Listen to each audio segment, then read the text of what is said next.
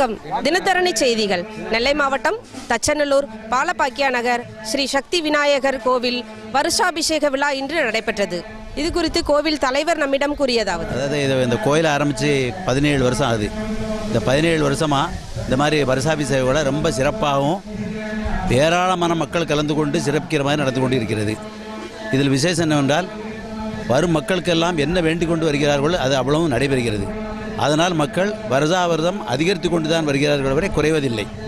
இந்த வருடம் பார்த்தீர்களானால் கிட்டத்தட்ட 1000 பேர்களுக்கு மேல் வந்து தரிசனம் செய்து கொண்டு போயிருக்கிறார்கள். இது இன்னும் மேலும் மேலும் தொடரும் என்று நம்பிக்கையோடு விழாவினை மிகச் சிறப்பாக நடத்தி கொண்டிருக்கிறோம். இந்த வீரசக்தி விநாயகர் கோயிலுடைய வருஷாபிஷேக விழாவிலே கலந்து கொள்வதில் பெரும் மகிழ்ச்சி அடைகிறோம். எங்களுடைய கோயில் இந்த நகர் ஆரம்பித்த நாளிலே என் அருகில் இருப்பாரே அவர்களுடைய தந்தையார் சுந்தரராஜன் அவர்கள் இந்த கோயிலுக்கு ஒரு இடத்தை தானமாக பெற்று அதில் ஒரு பிள்ளையார் கோயிலை ஏற்படுத்தி கொடுத்தார்கள். இன்று 17 வருஷங்கள் முடிந்து இது 18வது வருஷம். இந்த பிள்ளையார் வருஷம் வந்து சிறப்புடன் மேலும் மேலும் வளர்ந்து வருகிறது. பக்த கோடிகளும் அதிகமாக வருகின்றார்கள்.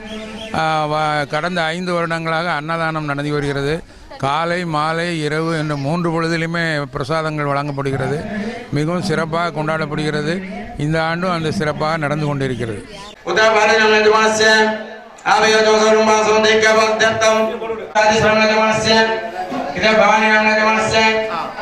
Satu